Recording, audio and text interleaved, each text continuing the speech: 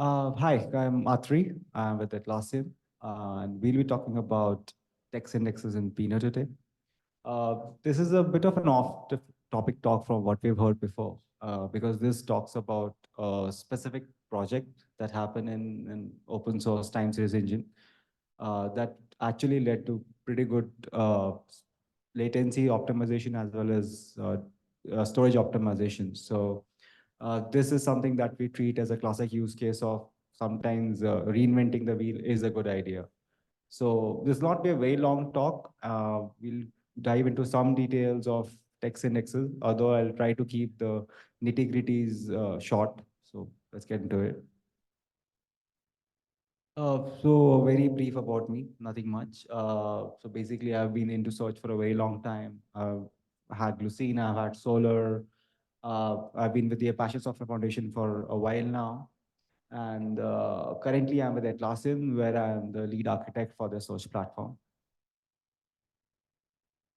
So for the people who have not worked with Pinot before, so we just had a talk about Druid. So Pinot and Druid are in the same bucket. They're basically real-time aggregation engines, which focus on time series based data. So one of the salient features of such systems is that data loses value as it gets older. So let's say you're dealing with log analytics. So the logs that came in the last 30 seconds are mostly more valuable than the logs that were seen 6 months back.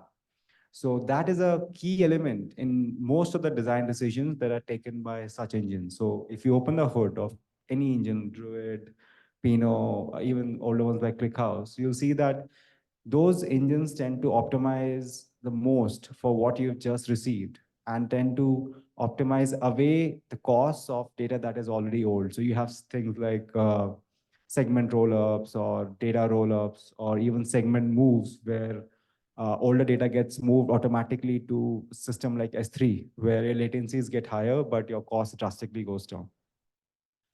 So this was actually started by LinkedIn, and this internal project at LinkedIn similar to Kafka. And then it was slowly adopted by bigger companies like Uber, Cisco, and whatnot. And I think like Pinot is seeing a massive growth. People are adopting it, and it's supposed to be pretty easy to use, and all that jazz. So, yeah. Yeah. So diving a bit deeper, if you look at what Pinot's core capabilities are, Pinot thrives on its indexing capability. So you have a lot of advanced indexes that are built into it, like bit native indices, inverted indices. There's a proprietary index called Star Tree. There's also a company named similarly, and they're actively hiring in Bangalore. So I have no information with them, just mentioning it. But yeah, so star tree index is basically a concept where as data is getting inserted, you can create pre-aggregations, and those aggregations are in a tree form. So you can have granular aggregations at the leaf level, and then as you go up, the parents merge those aggregations and represent a different dimension. So it's a combination of pre-aggregations and Merkle trees to some extent, but it's pretty cool. It actually gives you blazingly fast insights into your data. And one place where this is actively used is in Uber Eats. So if you look at Uber Eats restaurant manager, the dashboard manager, where you see your income or your current order rate, it's actually updated in real time. And that's completely built on Apache Pinot. And in recent V2 query form, we also had join support added. So again, to be honest, that was sort of added because Startree wanted to go behind Snowflake, and Druid has had join support for a while. So yeah, it was added an afterthought, but we do have it. But if you look at what we've done with text indexing, it was a bit hacky. So the history behind this is that text indexing was added as an afterthought. It was not a core capability offered by Pinot, and LinkedIn needed it. And they decided to actually not build it natively, but use Lucene. And what they essentially did was they took Lucene, started building sidecar indices, and just kept them alongside the main Pinot segment. So if you opened up a text index field or text indexed table in Pinot, you would see two indexes. One would be regular indexes, which are Pinot specific, and one is just your plain Lucene index. And In order to add to that, they also added a new scalar function where you could just pass in Lucene dialect directly down. So it had nothing to do with Pinot. You just pass in that function, and whatever text you give to that function will be directly applied on top of your Lucene indices. So that had again, that worked for LinkedIn's use case, and that was also open source, and that is present today as the first version of text indexing in Pinot. But that had a bunch of issues.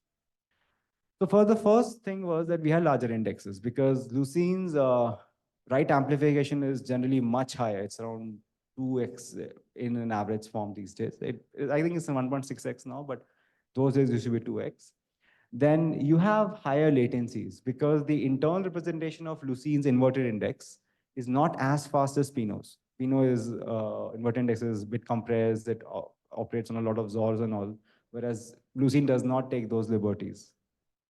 There's no SQL support in Lucene. It is basically native Lucene dialect. And if you have to query Pinot's text indexes, you need to know that dialect, which is a big learning barrier for a lot of people.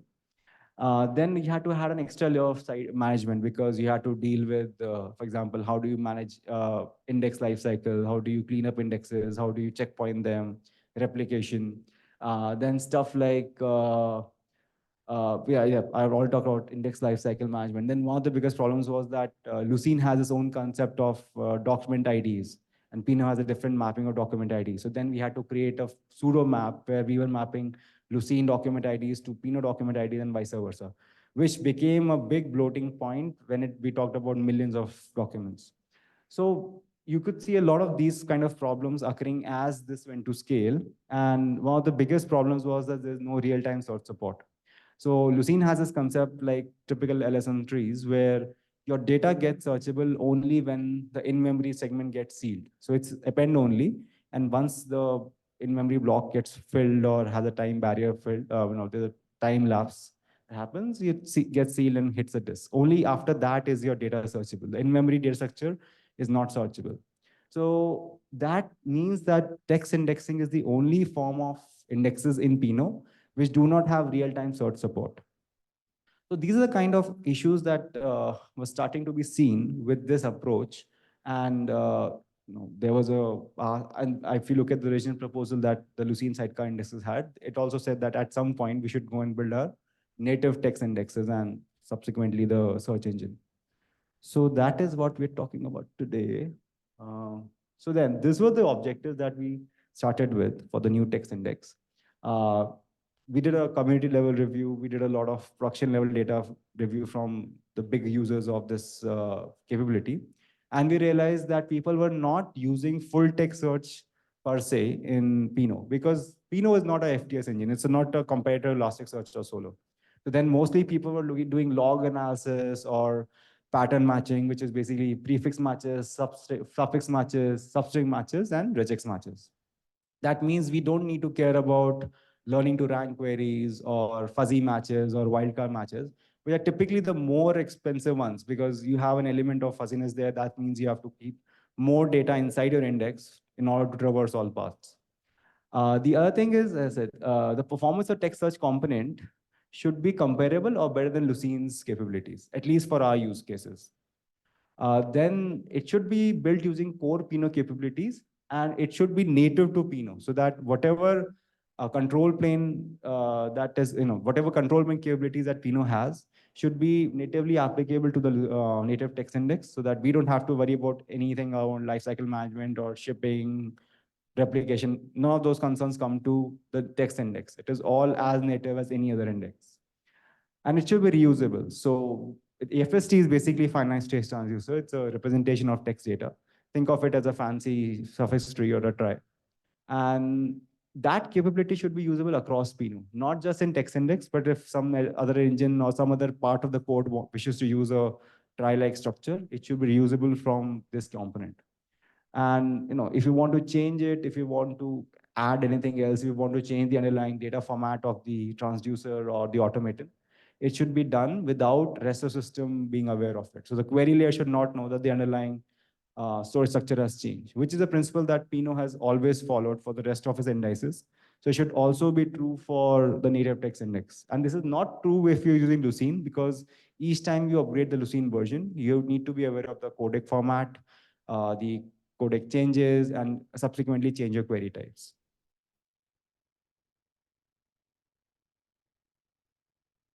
All right.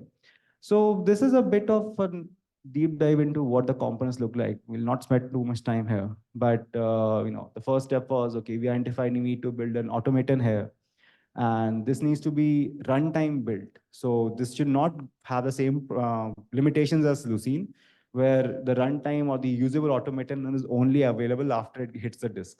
There should be a runtime built automaton, and which will compile and process text queries. And these are the only three type of queries that we support: exact matches, wildcards, and rejects. The second is, again, the FST is basically the finite state transducer, which is the main data structure that is used for supporting text searches. Now, the main thing here was that we wish to use existing Pinot capabilities to build this specific data structure. For example, the inverted indexes that that this native text indexing engine uses is the ones that are already available in Pinot. We are not reinventing the wheel. Similarly, the way we store them inside the Pinot segment is also similar to the other indexes that we have. The block compression, all of those capabilities are same as anything else in Pinot.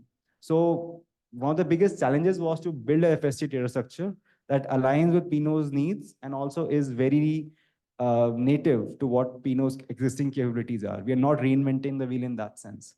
Then again, there are the standard ways of you need to traverse that FST, you need to have a regex matcher, you need to have a builder and serializer so that the in-memory automaton can be serialized, compressed, and pushed onto disk. Again, to extend that, this is the end-to-end flow of what got built. Not spending too much time here as well. So we had the text index creator, then we basically, so there's a raw forward index that already existed in Pinot. We reused it as it is. And similarly, the inverted index also existed in Pinot. The dictionary is something that Pinot contained to a certain extent, but we had to enhance it for our needs because it did not contain stuff like n-grams or trigrams and positions of various words within the data. The FST is an entirely new component. And then these were the two new operators that were introduced. The scan-based like operator. If you use SQL, there's a like operator present, and now Pinot also supports it. And the other is index-based like operator. So depending on what kind of query you have, what is the selectivity expectation of that query, what kind of indexes are available, one of these two will be internally chosen that by the query planner, and then eventually they will be executed using either just the raw forward index or the combination of raw forward index, the FST, or the FST and the inverted index. So based on the query type, based on the number of documents we are talking about, different indexes combinations could be used. Again, this is the new components that we were talking about, the compiler, the deterministic automation. These are all the ones that were participating. And the colored boxes are the ones that were the new components. The other ones are things that already existed. So one good aspect here is that we did not have to remap dictionary IDs between Lucene and Pinot. So we were able to directly use the dictionary IDs that were already provided by Pinot. So that saved a lot of memory. The other aspect was that we were aware that this is the dictionary ID type that is going to be supported within this data structure or within this try. We do not need to support anything else or any other data format. So that led to optimizations and compressions of the labels themselves, which actually led to around 20% reduction in size of the underlying index. And then even the FSC traversal we were able to make some optimization, which we will talk in just a second. And then one aspect that this diagram does not talk about is time series. So as the data got older, we were able to compress the FST even more and basically lose some granularity, but have a smaller index as time progressed. And we were able to ship it to things like S3.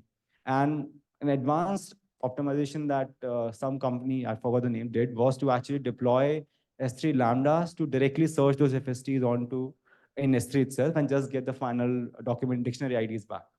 So that is something that people also did, but we were able to apply the time series concept to the text indexing data structure as well. which was one of the main objectives of this exercise.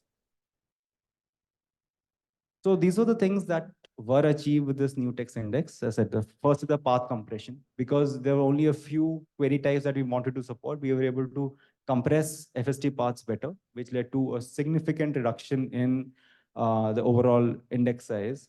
Then as a dictionary ID, arc labels using dictionary IDs is also a good optimization, both in latency and speed. And then we were able to early terminate many queries. For example, if you have a match all or a match none, in any of the must clauses in a query, then you don't need to be spending a lot of time traversing different parts of FST, because you know that you will either match nothing or you match a lot of different parts. So you can just short circuit to the last or the leaf of that specific path and return the result. The other was for prefix and suffix searches. We were able to create backlinks within the FST and have early terminations similar to what you do for different kind of adversarial searches. So taking a hint out of that, uh, we were able to short circuit many searches which we knew will not match any documents beyond a certain point or beyond a certain element in the automaton. So all of these optimizations were possible because we were aware of the uh, query patterns that most Pinot customers needed. And also we were aware of the underlying data structures that we were using from Pinot's perspective. So why were these not added to Lucene is a common question that we get. And the answer is the same. Lucene is generic full text search library. And for that reason, it does not deal with time series data or does not, and it has to support a variety of data labels because it's not just dictionary IDs. Users could be using it for any different kind of arc labels or any kind of textual values. It has lower inverted indexes than Pinot because again, it is not an inverted index library, but whereas for Pinot, inverted indices are its bread and butter. So that's why Pinot's inverted indices are definitely faster.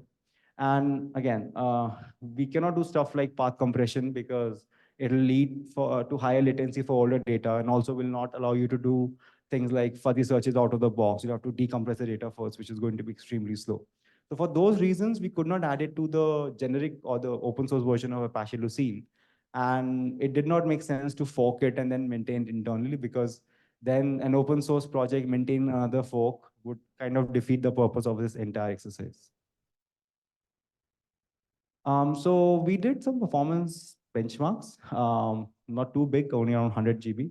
And the text data was basically books from Project Gutenberg. And we did a couple of queries. For example, this is the first query that we did, which is quite wild because it has a lot of recall. So we wanted to compare the performance of this kind of query. And this is relevant for people because this is a combination of two open-ended regex predicates, which is a common pattern seen in log analysis when people start analyzing logs. So that's like they do a first high-level search, and from those results, they actually drill deep and fire more specific queries. So we took a look at these results for this specific data set. So if you look at it, the Lucene latencies are in the green and the native ones in the blue. And the native ones are much faster simply due to the fact that we were able to do path compression here. So with the native index did not have to traverse a lot of paths compared to Lucene. And also we were able to short circuit a lot of queries. So for this specific type, we saw that at least 35 to 40% paths were actually short circuited because they were deemed to be not matching this specific query. Whereas, as we discussed, Lucene cannot do that optimization. Similarly, we had a single predicate query also fired, and we saw pretty similar results. The interesting thing was that as the predicates grew in number, the native index actually did better because of its short circuit capabilities, because it was able to prune away paths much faster than Lucene. That is why more the number of predicates or more complex the predicates, the better the native version did. And this was also true with scale, because if you had sparse documents, maybe 100, 200 documents, then you would actually not see so much of a performance difference because the paths in the trie themselves are not so dense that pruning them would make any difference. If there are only 100, 200 paths, doesn't really make a difference. But if you're talking about, let's say, 20 million paths, then yes, pruning aggressively will get you a lot of advantage. and so will path compression. So those two elements come in very handy as your data grows and also your predicate complexity grows. So talking about path compression, I'll show you results of the on-disk size. So this is the same data around 150. So the index that we tested was broken into multiple indices. This is around 150 MB of data indexed. And if you look at the actual on-disk size, this is around 216 MB for Lucene. I took a snapshot of the actual Lucene index folder itself. And this was for around 152 MB for the native index. So same data and just real-time snapshots of the on-disk size. So this is primarily due to path compression, nothing too fancy. And one thing we talked about earlier, but I did not touch into this, was the ability to do real-time text indexing.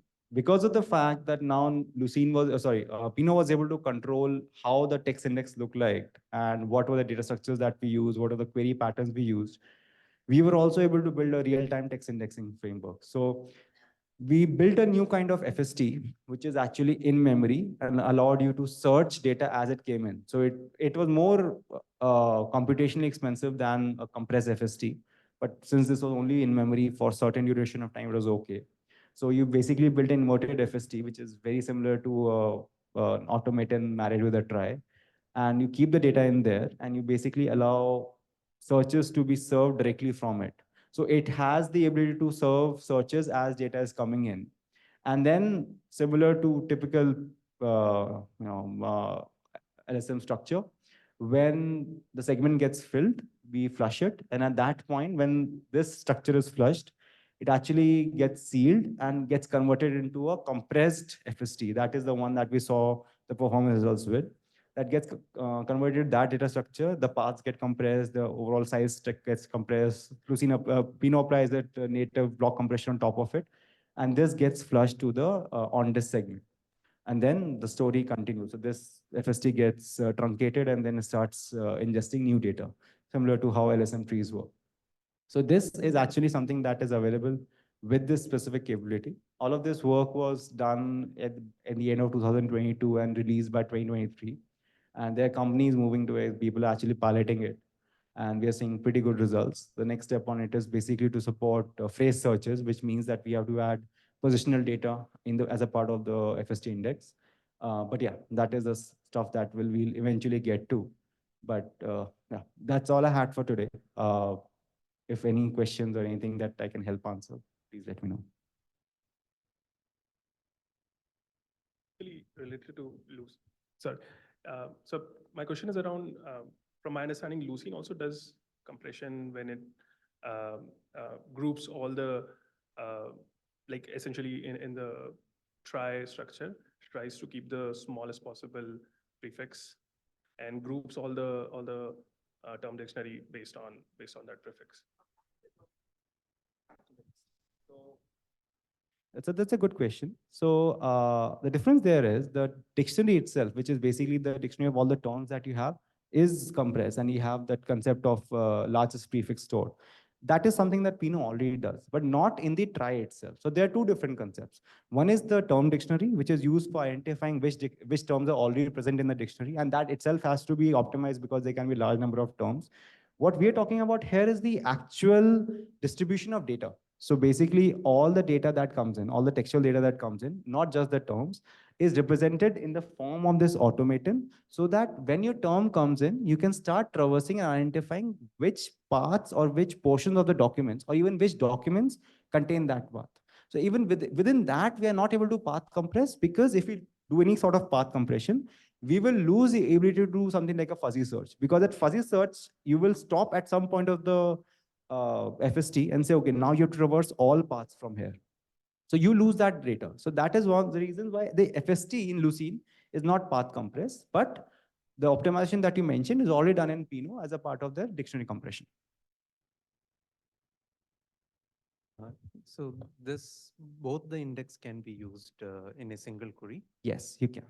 Okay, so it benefit out the pruning of the rows can be effectively done then. So how basically, if you use both the index in the same query, you will have to, a planner will choose the one to be used based on the operator you use. For example, if you use the Lucene-based system, there's a function, scalar function called text match that you'll have to invoke.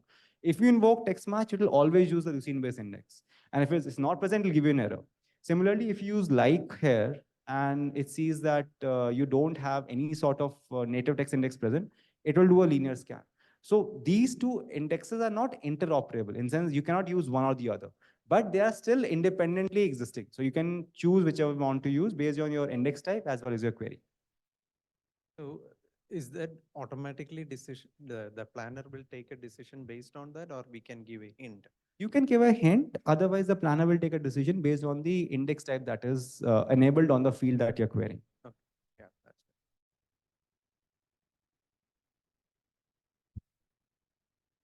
It is actually the same. So basically the precision recall that we measured, were matching in the ratio of delta of 1 or 1.5%.